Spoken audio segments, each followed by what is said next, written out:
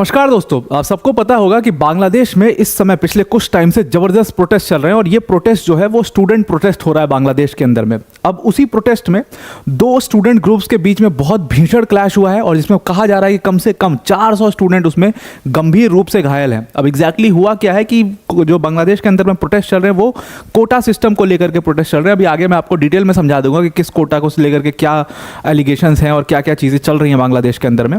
तो हुआ एग्जैक्टली इस दिन क्या हुआ है, मतलब आज के दिन क्या हुआ है कि दो स्टूडेंट ग्रुप्स थे और ये दोनों स्टूडेंट ग्रुप बोल रहे थे कि एक तो वहाँ पर ढाका मेडिकल कॉलेज है, वहाँ से एक प्रोटेस्ट निकला, पीसफुल प्रोटेस्ट, और दूसरी तरफ से एक पीसफुल प्रोटेस्ट निकला। ये दोनों ग्रुप्स जो स्टूडेंट ग्रुप्स हैं वो अपने अपने प्रोटेस्ट लेकर के आ रहे थे। एक ग्रुप वो है जो कि कोटा सिस्टम को सपोर्ट कर रहा है, दूसरा ग्रुप वो है जो कोटा सिस्टम को अपोज कर रहा है। अभी आप समझने के लिए इतना समझ लीजिए। तो ये आ रहे थे एक तरफ अपने पीसफुल मार्चेस को लेकर के और एक जगह पर पहुंचे जहां पर कुछ विवाद की वजह से वहाँ पर मारपीट शुरू हो गई और वहाँ पर लाठी डंडे चलने शुरू हो गए। उसके बाद तो फिर एक बार ये स्टूडेंट ग्रुप्स में लड़ाई हो जाती है तो फिर वो बढ़ती चली जाती है। उसी तरीके से हुआ और इसमें कहा जा रहा है कम से कम 400 बांग्लादेशी स्टूडेंट्स जो हैं, जो कि बांग्लादेशी यूनिवर्सिटी के हैं, जो कि मेडिकल कॉलेज के स्टूडेंट्स हैं, वो इसमें बहुत गंभीर रूप से इसमें घायल हैं और फिर उनको जो है हॉस्पिटल ले गया गया है।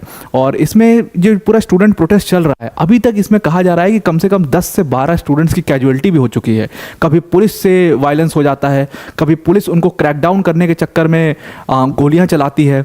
ऐसी ऐसी बहुत सारी घटनाएं बांग्लादेश के अंदर में चल रही हैं अभी फिलहाल में। तो अब एग्जैक्टली ये क्या कोटा है सिस्टम और इसको लेकर के क्यों इतना ज़्यादा ये चल रहा है, भी मैं आपको एक एक करके सारी चीज़ें समझा देता हूँ। देखो, पहली बार जब से शेख हसीना जी वहाँ की प्राइम मिनिस्टर बनी है, वो चौथा टर्म है उनका, आप समझ सकते हो किस लेवल की पॉपुलैरिटी शेख हसीना की होगी। लेकिन इसमें पहली बार ऐसा देखा जा रहा है कि इनके खिलाफ इतने बड़े मेजर डिमॉन्स्ट्रेशन किए जा रहे हैं। अब शेख हसीना की जो ये के खिलाफ जो डिमॉन्स्ट्रेशन हो रहा है, इसको एक्चुअली कई एक्सपर्ट्स इंडिया से कंपेयर कर रहे हैं कि जब इंडिया में इंदिरा गांधी की सरकार थी, जबरदस्त सरकार थी, जबरदस्त पॉपुलैरिटी थी इंदिरा गांधी की, लेकिन स्टूडेंट प्रोटेस्ट गुजरात में शुरू हुए थे। उसके बाद वो स्टूडेंट प्रोटेस्ट गुजरात से बढ़ करके आगे चलकर बिहार और उसके बाद पूरे देश में फैल गए और उसी स्टूडेंट प्रोटेस्ट से कई बड़े बड़े नेता निकले। आपने देखा, आज आप जितने नेताओं को जानते हो बिहार के ऑलमोस्ट, चाहे नीतीश कुमार की बात करो, लालू यादव की बात करो, मुलायम सिंह यादव की बात करो, मतलब ये जितने बड़े नेता हैं सब उसी प्रोटेस्ट से निकल करके आए और फाइनली इतनी मजबूर हो गई इंदिरा गांधी कि 75 में उनको इमरजेंसी लगानी पड़ गई। तो कहा, कंपेयर उसी से किया जा रहा है कि शेख हसीना के खिलाफ भी कुछ वैसा ही ये स्टूडेंट प्रोटेस्ट होना शुरू हो चुका है, जो कि अब पूरे बांग्लादेश में फैल चुका है और जगह जगह से ये प्रोटेस्ट जो है वो पहुंच कर के ढाका पहुंच रहा है, जहां पर ये बच्चे अपने मार्चेस को लेकर के पहुंच रहे हैं। वहां पर ये कई जगह पर आमरण अनशन पे बैठे हुए हैं, कई जगह पे मार्च निकाल रहे हैं और इसीलिए वहां पर आपको ऐसे क्लैशेस दिख रहे हैं। अब इसमें दो ग्रुप्स हैं, जैसा कि मैंने आपको बताया। एक ग्रुप तो वो है जो कि कोटा सिस्टम के बिल्कुल खिलाफ है, जो कि कोटा बिल्कुल नहीं देना चाहता है गवर्नमेंट जॉब्स में। दूसरा ग्रुप ऐसा है जो कि शेख हसीना की पार्टी है अवामी लीग, उसका स्टूडेंट विंग है और वो कोटा सिस्टम को सपोर्ट कर रहा है। अब मैं आपको पहले क्लियर करने के लिए बता दूं कि बांग्लादेश की पॉलिटिक्स में दो मेजर पार्टीज हैं। एक पार्टी तो शेख हसीना प्राइम मिनिस्टर की अपनी पार्टी है अवामी लीग, और दूसरी पार्टी है बांग्लादेशी नेशनलिस्ट पार्टी, जिसको BNP कहते हैं, जिससे खालिदा जिया आती हैं, बड़ी नेता हैं, बहुत प्रो पाकिस्तानी लीडर हैं, बहुत प्रो चाइनीज़ लीडर हैं और बहुत एंटी इंडिया लीडर हैं। और जो ये इंडिया आउट कैंपेन शुरू हुआ था बांग्लादेश में, ये एक्चुअल में ये खालिदा जिया जो है, जो कि BNP पार्टी से आती है, उन्होंने ही शुरू करा था। लेकिन उन्होंने पिछला जो इलेक्शन हुआ उसमें उन्होंने वॉक ऑफ कर दिया था कि हम इस इलेक्शन को नहीं लड़ेंगे, बिकॉज हर तरीके से जो पुलिस है, प्रशासन है, वो शेख हसीना को सपोर्ट कर रहा है। तो ये पॉलिटिक्स जो है वो बिहार की चल रही है, उसी के बीच में ये प्रोटेस्ट हुए हैं। हालांकि इस प्रोटेस्ट में जो स्टूडेंट्स प्रोटेस्ट कर रहे हैं वो सीधा सीधा कोटा सिस्टम को लेकर के ही प्रोटेस्ट कर रहे हैं। इसमें कहीं पॉलिटिक्स का उन स्टूडेंट्स से लेना देना नहीं है, आगे चल करके भले इसमें पॉलिटिक्स इन्वॉल्व हो जाए। अब हुआ क्या कि ये सारा कुछ शुरू हुआ हाईकोर्ट के एक डिसीजन से। अब होता क्या है कि बांग्लादेश में एक कोटा सिस्टम हुआ करता था पहले, जिसको फ्रीडम फाइटर्स कोटा कहते हैं। फ्रीडम फाइटर्स कोटा इंडिया में भी होता है, अगर जिन लोगों को नहीं पता होगा मैं बता दूं। ये फ्रीडम फाइटर्स कोटा कुछ कुछ जगहों पर इंडिया में भी होता है। तो ये फ्रीडम फाइटर कोटा बेसिकली क्या था कि 30% जो सीट्स थी वो रिजर्व हो जाएंगी। अब ये कोटा का जो परसेंटेज है वो बहुत ज़्यादा था, इसको लेकर के एक्चुअली ये प्रोटेस्ट है। अगर ये कम होता 2%, 5%, जैसे इंडिया में आप देखते हो कि कम है फ्रीडम फाइटर्स कोटा, तो उस हिसाब से होता, लेकिन यहाँ पर ये 30% है। और ये फ्रीडम फाइटर्स कोटा किन लोग को मिलता है? जिन्होंने 1971 में बांग्लादेश की आज़ादी में, मतलब बांग्लादेश के इंडिपेंडेंस के लिए लड़ाई लड़ी। अब बांग्लादेश के इंडिपेंडेंस के लिए 1971 में लड़ाई किसने लड़ी थी? शेख मुजीबुर रहमान बांग्लादेश के बड़े नेता हुआ करते थे उस समय पर, जिनकी बेटी शेख हसीना है। तो शेख मुजीबुर रहमान की अवामी लीग जो है, हुआ क्या था कि मैं आपको बता दूं, उसमें उस समय पर 1970 का इलेक्शन हुआ था पाकिस्तान में। तो उस समय ईस्ट पाकिस्तान था बांग्लादेश। तो ईस्ट पाकिस्तान से कोई भी बड़ा नेता निकल करके नहीं आता था, कभी कोई प्राइम मिनिस्टर इलेक्ट नहीं होता था ईस्ट पाकिस्तान से। ईस्ट पाकिस्तान बहुत निगलेक्टेड एरिया था, आपने सब ये सब सुना होगा, क्योंकि उनकी भाषा अलग थी, क्योंकि उनका अपना तरीका अलग था। तो इस वजह से वेस्ट पाकिस्तान के लोग ईस्ट पाकिस्तान को काफ़ी निगलेक्ट करते थे, सरकारें भी निगलेक्ट करती थी। 1970 में जो इलेक्शन हुआ उसमें शेख मुजीबुर रहमान बड़े नेता बन करके आए और बहुत सीटें उन्होंने गार्नर कर ली, और वो ऑलमोस्ट पाकिस्तान के पीएम बनने ही वाले थे। तो पाकिस्तान की सरकार को ये था कि इनको पीएम या ईस्ट पाकिस्तान के बंदे को पीएम नहीं बनने देना है। तो उसके बाद राजनीति, अपनी इंटरनल पॉलिटिक्स हुई और शेख मुजीबुर रहमान ने अपने अवामी लीग का झंडा उठाया। उन्होंने कहा कि हम अपने बांग्ला लोगों का अलग देश बनाएंगे, इसको हम बांग्लादेश बोलेंगे, पाकिस्तान से हमारा कोई लेना देना नहीं है। सारा कुछ 1971 में हो रहा था। अब पाकिस्तान में उस समय पर जो सरकार थी उसने कोशिश ये करी कि हम एक काम करते हैं, हम शेख मुजीबुर रहमान को काउंटर करने के लिए एक पार्टी खड़ी करते हैं, मतलब एक पार्टी को सपोर्ट करते हैं, और वो थी बांग्लादेश नेशनलिस्ट पार्टी, बीएनपी जिसको कहते हैं। उस समय पर बांग्लादेशी नेशनलिस्ट पार्टी नहीं थी, उस समय पर एक दूसरा फैक्शन था जो अवामी लीग से टूट करके बना था। कुछ लोगों को सपोर्ट किया गया, वो लोग जो है वो कहा जाता है कि पाकिस्तान के जो सेना है उसको सपोर्ट कर रहे थे, और फाइनली फिर 71 का वॉर शुरू होता है, फिर इंडिया एंटर होता है, सारी चीज़ें वो आपको पता है। लेकिन एक तरीके से शेख मुजीबुर रहमान और अवामी लीग ने उस समय बांग्लादेश को आज़ाद करवाया था। तो इसमें जो मोस्टली जो फ्रीडम फाइटर्स कोटा मिलेगा वो किसको मिलेगा? ज़्यादातर जो लीडर्स हैं वो अवामी लीग के जो लोग हैं, जो अवामी लीग के सपोर्टर्स हैं, उनको मिलेगा। और इसीलिए आप देख रहे हो कि अवामी लीग का जो स्टूडेंट विंग है वो इसके खिलाफ प्रोटेस्ट कर रहा है। तो ये सारी पॉलिटिक्स वहाँ पर चल रही है। अब ये जो कोटा है वो 30% जब आप फ्रीडम फाइटर्स को ही दे दोगे, मतलब उनके परिवार को या उनके किन्स को, उसके बाद इसमें आप माइनॉरिटीज़ कोटा लगा दो, वुमेन कोटा लगा दो, सब जोड़ जाड़ के ये जो नंबर है 50% से भी एक्सीड कर रहा था। जैसा बिहार में आपने देखा था ना कि जो पूरा रिजर्वेशन था वो 50% का कैप एक्सीड कर रहा था, जो सुप्रीम कोर्ट का कैप है 50% का।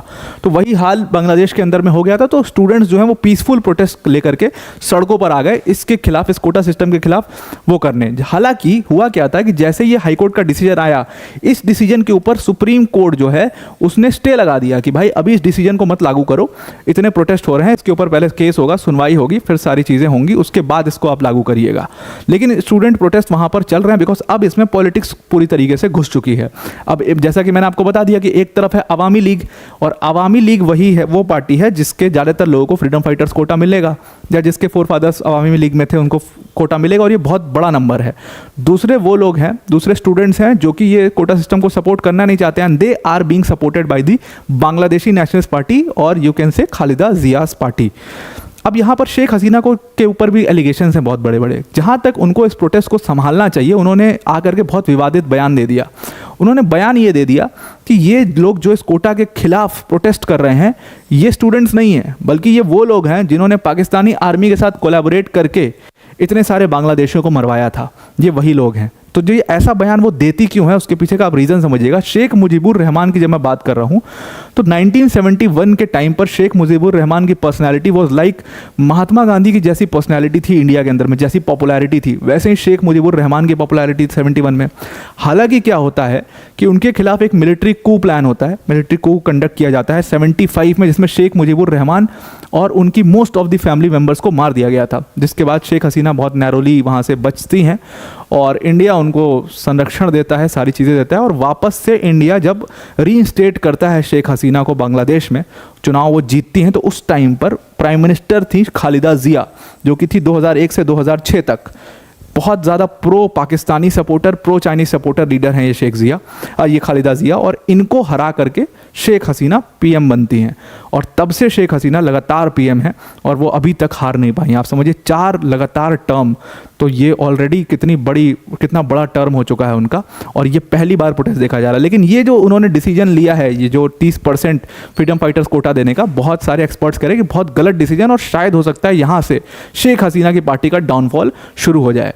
और एक और चीज़ मैं आपको क्लियर कर दूं कि यहाँ पर जब मैं बांग्लादेशी नेशनलिस्ट पार्टी की बात कर रहा था, तो बांग्लादेशी नेशनलिस्ट पार्टी एक्चुअल में 1975 के टाइम पर जब मिलिट्री को हुआ था, जिसमें शेख मुजीबुर रहमान उनकी फैमिली को मार दिया गया था, उस टाइम पर ये पार्टी एग्जिस्ट ही नहीं करती थी। 1975 में एक्चुअल में ये पूरा जो मामला था, ये मुश्ताक अहमद एक मिनिस्टर ऑफ कॉमर्स हुआ करते थे शेख मुजीबुर रहमान के अपने कैबिनेट में। तो उस मिनिस्टर ऑफ कॉमर्स की ये पूरी एक चाल थी जिसमें मिलिट्री पहली बार जो है इसमें डायरेक्टली इन्वॉल्व हुई थी। और शेख मुजीबुर रहमान का तो असैसिनेशन हो ही गया, उनके most of the family members का भी हो गया। फाइनली बाद में जा करके जो है ये 1978 या 1979 के टाइम पर बांग्लादेशी नेशनलिस्ट पार्टी बनी थी, जिसके हेड बने थे जियाउर रहमान। तो जियाउर रहमान को अगर आप देखोगे तो वो भी लेफ्टिनेंट जनरल थे आर्मी में, बांग्लादेश आर्मी में।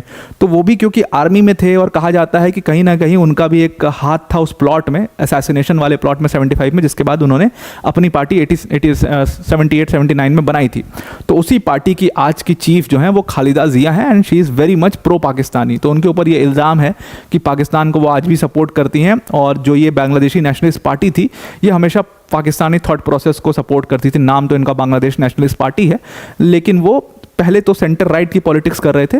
आज की डेट में उनका कोई आइडियोलॉजिकल बेस नहीं बचा है, क्योंकि शेख मुजीबुर रहमान थोड़ा सा लेफ्ट के लीडर थे। अगर आप देखोगे उन्होंने लीनिंग लेफ्ट लीडर थे, तो उनके अगेंस्ट में ये पार्टी बनाई थी जो कि सेंटर राइट पार्टी थी। तो ये चीज़ मैं क्लियर करना चाहता हूँ कि बीएनपी की जब मैं बात कर रहा था तो इसका मतलब ये नहीं था कि 71 में पाकिस्तान ने खड़ा किया था। पाकिस्तान ने एक फैक्शन तोड़ने की कोशिश करी थी और वो फैक्शन एकदम टूट के सही भी हो गया था, क्योंकि 75 में आप देखो मिलिट्री को हो भी गया वहाँ पर सक्सेसफुली। तो वो तो उनके ही पार्टी के नेता थे, और कुछ मुश्ताक अहमद जिनका नाम था, तो उनके ही पार्टी के नेता थे। तो पाकिस्तान से ही उनको सपोर्ट था, जिसके बाद वो मिलिट्री को कंडक्ट करवा पाए थे। तो ये पूरा पॉलिटिक्स था वहाँ पे। बांग्लादेशी नेशनलिस्ट पार्टी जो नाम दिया गया वो 78-79 के टाइम पर दिया गया था। तो इस चीज़ का आप ध्यान में रखिएगा। तो आई होप आपको ये पूरा आर्टिकल समझ में आ गया होगा। अब वीडियो को एंड करने से पहले अनअकैडमी टीम की तरफ से एक बहुत बड़ी अनाउंसमेंट है। देखो, on the popular students demand Unacademy team ने आपके लिए यूपीएससी सीएससी की जो कोर्स फीस है 15 मंथ्स की, उसके प्राइस ड्रॉप कर दिए हैं 24,999 में। ये कोर्स सिर्फ आज आपको मिल रहा है, कल ये प्राइसेस वापस से 10% से इंक्रीज हो जाएंगे। तो इसमें आपका जीएस सीसैट टेस्ट सीरीज सब कुछ कवर कराया जाएगा। इसको आप जल्दी से अवेल कर लीजिए, अदरवाइज ये ऑफर खत्म हो जाएगा। आज रात 12 बजे तक का ही ये ऑफर है। इसमें आप कोड लगाइएगा APYT10, डिस्क्रिप्शन में लिंक दिया है, वहाँ पर आपको जहाँ पर यूज़ कोड का ऑप्शन आएगा वहाँ पर आप ये कोड लगाइएगा, तो आपको ये डिस्काउंटेड प्राइस पर ये कोर्स अवेल हो जाएगा। इस पूरे कोर्स के अंदर में इंडिया की टॉप मोस्ट फैकल्टीज़ जैसे कि मृणाल सर, प्रतीक सर, सुदर्शन सर जैसी फैकल्टीज़ यहाँ पर आपको पढ़ा रही होंगी। तो उस बैच की क्वालिटी ज़बरदस्त होगी। बाहर से आपको कुछ भी नहीं लेना है, सारा कुछ यहाँ पर आपको कवर करवा दिया जाएगा। तो आई होप आपको ये पूरा आर्टिकल समझ में आ गया होगा। बांग्लादेश की थोड़ी बहुत पॉलिटिक्स भी समझ में आ गई होगी। आज के लिए इतना ही। Thank you and have a nice day.